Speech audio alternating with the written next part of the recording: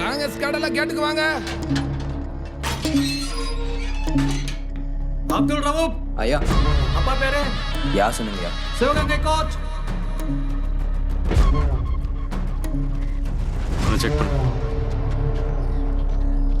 இடம் முறைக்கிறேன்.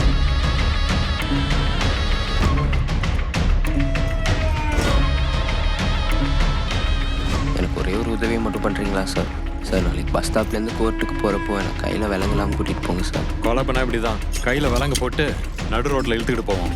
இதெல்லாம் கொலை பண்ணுறதுக்கு முன்னாடி யோசிச்சிருக்கணும். மூடிட்டு தூங்கு.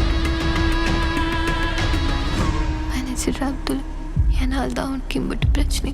நீ எப்படா வருவேன்?